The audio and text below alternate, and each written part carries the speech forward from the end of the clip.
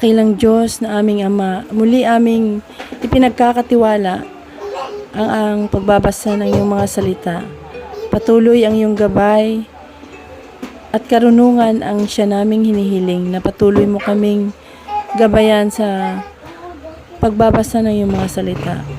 Bigyan mo kami ng karunungan lagi patungkol sa iyo, Ama, pati ang mga nakikinig sa iyo. Maraming salamat, O Diyos, pinagkakatiwala namin ang lahat sa pangalan ng iyong bugtong na anak na si Jesus. Amen. Ang Iglesyang Pentekostal noon at ngayon. Ang unang Pentekostal na iglesia ay ang iglesyang binabanggit sa Aklat ng Mga Gawa 2 at siyang katuparan ng panukala sa Mateo 16:18. Ang iglesyang itatayo ng Panginoong Hesukristo na hindi pagnanaigan ng Hades. Sa panahon ni Kristo, hindi pa sila tinatawag na iglesia, kundi munting kawan. Lucas 12, Kabanata 32. Ang iglesia ay kasama ni Kristo bilang kanyang katawan, sapagkat siya ang ulo ng katawan. Kolosas 1:18. Ang iglesia noon bilang isang katawan ay hindi pa nagtataglay ng Espiritu Santo, kaya sila ay mahina pa. Nang sila ay nakaranas na matinding pang-uusig mula sa napakaraming alagad, ay may natirang 120 alagad na lamang. Sa Gawa 1:14-15, ang 120 alagad na ito ang nagsipanatiling matibay sa pananampalataya at sa pananalangin, at doon dumating ang kapuspusan ng banal na Espiritu. Sila ay tinuring na Pentekostal sapagkat naranasan nila ang kapuspusan ng banal na Espiritu sa panahon ng Pentekostes. Gawa 2:1. Sa Encyclopedia Britannica, ang kahulugan ng Pentekostal ay samahan ng mga tagasunod ni Kristo na ibinibigyan ng diin ang kapangyarihan ng banal na Espiritu at nakaayon sa salita ng Diyos. Sa Biblia, may mga alagad na dumaan sa kahinaan, ngunit panibagong lakas ng mapuspos ng banal na Espiritu. Si Apostol Pedro na nagtatwa kay Jesus ay nakapangaral ng salita ng Diyos ng may buong katapangan, bunga ng kapuspusan ng banal na Espiritu. Siya at ang kanyang mga kasamaang alagad ay nagpamalas ng mga makapangyarihang gawa at mga himala. Gawa 2:38 hanggang 41. Ipinangaral nila ang pagsisisi na nagbunga ng 3,000 na kaluluwa na nabautismuhan. Nasundan ito ng 5,000 bautismo. Gawa 4, Kabanata 4. Mula noon ay nagsipanatili silang matibay sa turo ng mga apostol at sa pagsama-sama sa pagpuputol-putol ng tinapay at sa mga panalangin. Nawala sa kanila ang takot, bagkus gumawa sila ng maraming kababalaghan at tanda sa pangunguna ng mga apostol. Gawa 2:42 hanggat 43. Ang Pentecostal Missionary Church of Christ Portwas bilang isang Pentecostal church sa panahon ng mga Hintil ay hindi iba sa unang iglesia na puspos ng banal na Espiritu. Gaya ng unang iglesia, hindi tayo pinagkulang ng Panginoon sa anumang kaloob. Unang Korinto 1:6-8. Sa pamamagitan ng banal na Espiritu, ang mga kaloob na nasa unang iglesia ay nagpapatuloy hanggang sa ating panahon ngayon. May dalawang uri ito, ang kaloob sa pangangasiwa, unang Korinto 12:28, at ang kaloob sa paggawa, unang Korinto 12:4-5. Ang iglesia na natatag sa panahon ng Pentekostes na pinangungunahan ng mga apostol ay katulad ng iglesia sa kawakasan ng mga huling araw. Ang unang iglesia ay may kaloob ng pagkaapostol, may kaloob ng mga pangangasiwa, may kaloob ng paggawa at ang lahat ng ito ay ginagawa sa ikatitibay ng katawan ni Kristo, ang Iglesia. Ang Iglesyang Pentekostal ay nagtataglay ng Espiritu Santo at ng mga makaapostol na turo't aral. Efeso 2 hanggang 22, Gawa 2 hanggang 42. Kaya sa ating panahon, makakatiyak tayo na ang Pentecostal Missionary Church of Christ, Fort Watts ay ang ipinanumbalik na iglesia, ang iglesyang karugtong ng unang iglesia. Tayo ay ang iglesyang pinangangasiwahan ng buhay na sugong apostol, ang good man of the house, at iglesyang nagtataglay ng kumpletong kaloob ng Espiritu. At dahil dito, may kapanatagan na tayo, ang iglesyang babalikan ni Hesukristo sa kanyang muling pagparito, na siya ay kinakailangang tanggapin ng langit hanggang sa mga panahon ng pagsasauli sa dati ng lahat ng mga bagay na sinalita ng Diyos sa pamamagitan ng bibig ng kanyang mga banal na propeta buhat pa nung una. Tunay na sinabi ni Moises, ang Panginoong Diyos ay magtitindig sa inyo ng isang propetang gaya ko mula sa gitna ng inyong mga kapatid.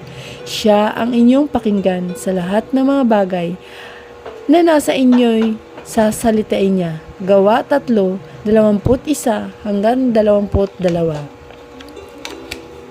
Purihin ang Panginoon.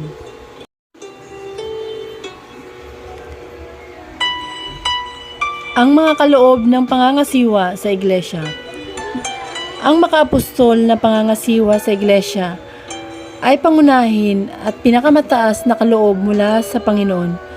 Pinagkalooban niya ang mga iba na maging mga apostol at ang mga iba'y propeta at ang mga iba'y ebanghilista at ang mga iba'y pastor at mga guro. Epeso 4:11 maging sa 1 Korinto 12:28. Ganito ang pahayag ng kasulatan, at ang Diyos ay naglagay ng ilan sa iglesia. Unang-una, mga apostol, ikalaway, mga propeta, ikatloy, mga guro, saka mga himala, saka mga kaloob na pagpapagaling, mga pagtulong, mga pamamahala at iba't ibang mga wika. Dito natin makikita na sa hierarchy ng mga kaloob sa iglesia, ang apostol ang pinakamataas na kaloob na ibinigay ng Diyos.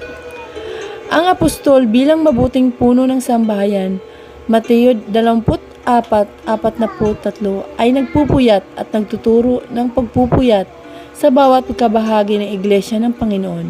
Siya din ang tagapagsalita ng Diyos sa mga tao. Lucas 10:16. Ang ebanghelyo na kanyang ipinangaral ay ang kabatayan ng pamumuhay ng mga banal. Mateo 28:19 hanggang 20. Sa kanya ring pagtuturo, ang bawat tao ay inihahandang maging sakdal sa pagbabalik ni Kristo. Kolosas 1:28. Napakahalaga ng apostol sa iglesia sapagkat sa pamamagitan ng pagkatawag sa kanya ng Panginoon ay tinanggap din natin ang kaligtasan at biyaya na mapasama sa bayang hinirang ng Diyos. Roma 1:5. Sa Efeso 4:11 ay naglahad din ng iba pang mga kaloob pagkatapos ng apostol, mga propeta, mga ebanghilista, mga pastor at mga guro. Subalit, ang enumerasyon na ito ay hindi exclusive. Ang kaloob ng pamamahala sa iglesia ay hindi nakakahon lamang sa Efeso 4:11. Kung pagbabatayan natin ang Biblia, mayroon ding ibang kaloob ang Diyos sa iglesia. Labas sa Efeso 4:11, kapansin-pansin na sa unang Korinto 12:28, hindi natapos sa mga guro ang kaloob ng iglesia. Ang talata ay nagbigay ng klasifikasyon ng mga kaloob, saka mga himala, saka mga kaloob na pagpapagaling, mga pagtulong, mga pamamahala, at iba't ibang mga wika. Mula sa talatang ito, pumapasok ang mga kaloob ng pamamahala sa iglesia na wala sa Efeso 4:11, gaya ng mga bishops, overseers, presbyters, ministers, area coordinators, kawan leaders, deacons at elders. Ang mga pamamahalang ito ay ipinangalan ayon sa kanilang ginagampanang trabaho o gawain sa loob ng iglesia. Maging ang titulong Archbishop ay obispo din na may pinakamataas na ranggo. Ang arch ay prefix na nangangahulugang main, chief or extreme. Ang panlaping ito ay ginamit upang ipakita ang ranggo ng arkanghel sa isang anghel. Jude 1 verse 9, 1 Thessalonians 4:16. Ang panlaping arch sa archbishops ang tumutukoy lamang sa ranggo, ngunit ang gawain at trabaho pa rin niya ay gaya ng isang obispo. Ang sinumang tumanggap ng kaloob ng pamamahala sa iglesia sa pamamagitan ng kapamahalaan ng tinanggap ng sugong apostol ay tumanggap ng kaloob ng pangangasiwa mula sa Diyos. Ang sugong apostol bilang kinatawan ng Diyos dito sa lupa ay may karapatan at kapamahalaan na magbigay ng kaloob sa pamamagitan ng pagpapatong ng kamay. Ang kapamahalaan na kanyang tinanggap ay dumadaloy din sa kanyang mga pinatungan ng kamay. 1 Timothy 4 verse 14.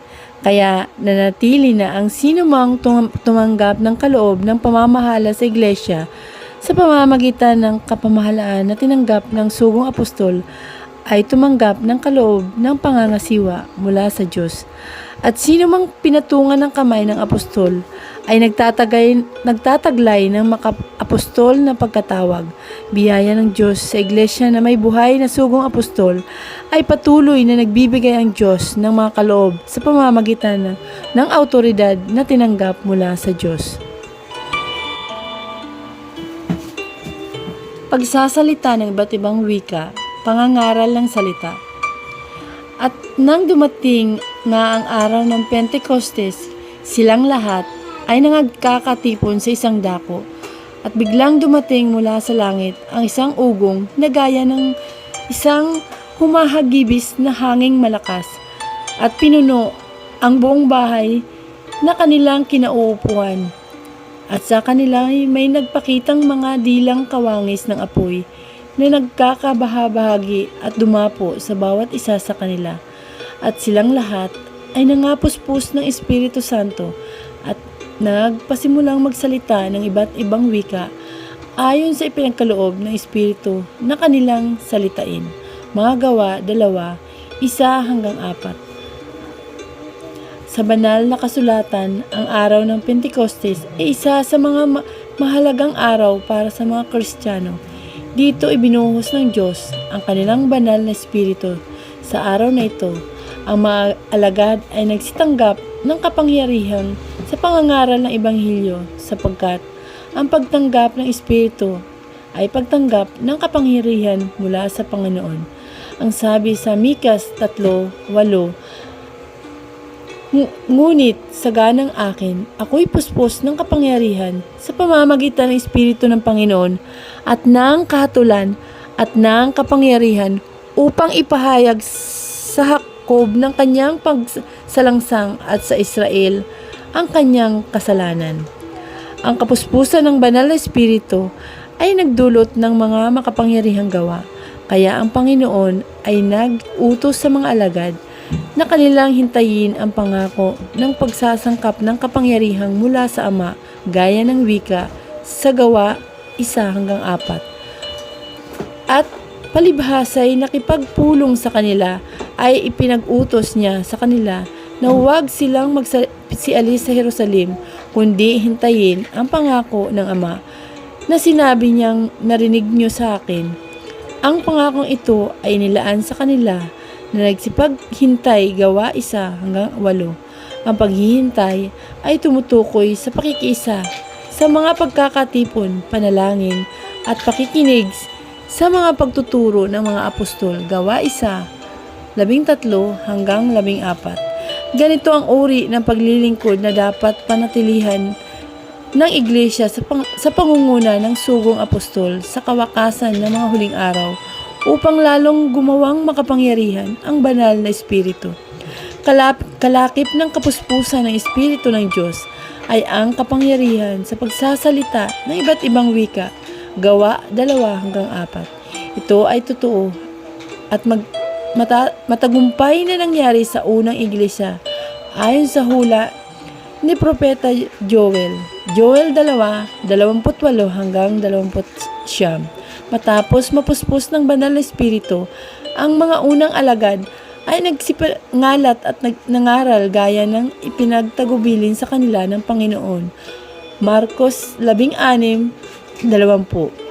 Bagamat hindi bihasa sa iba't ibang wika, sila ay nakapagsalita sa wika ng Parto, Medo, Elamita, Mesopotamia, Judea, Cappadocia, Ponto, Asia, Phrygia, Pamphylia, Ehipto, Libya, Cyrene, Roma, Hudyo, Cretans at Arabi. Gawa 2:9-11. Marami sa mga nakakarinig ng kanilang pangangaral sa pamamagitan ng iba't ibang mga wika ang sumampalataya, nagsipagsisi at naligtas. Kaya ng araw ding yaon, nangaparagdag sa kanila ang may 3,000 kaluluwa. Gawa 2:41. Ang pagsasalita sa iba't ibang wika ay daan ng Diyos upang dumating sa mga tao ang pagkaunawa ng kanyang kalooban at upang akayan sila sa pagsisisi. Sa ating panahon ngayon, ang pagsasalita ng iba't ibang wika ay maitutulad natin sa pangangaral sa iba't ibang bansa gamit ang iba't ibang wika. Sa lawak ng narating ng Ebanghelyo, marami ang mga nakaalam ng kalooban ng Panginoon na nagsisi, naligtas at naidagdag sa iglesia. At bago magwakas ang sanlibutan, ang ating pananampalataya ay nakaayon sa panukala ng kanyang mga salita. Maabot ang iba't ibang bansa gamit ang iba't ibang wika. Naway nasain natin ang kaloob ng pagsasalita ng iba't ibang wika, ang pangangaral ng salita.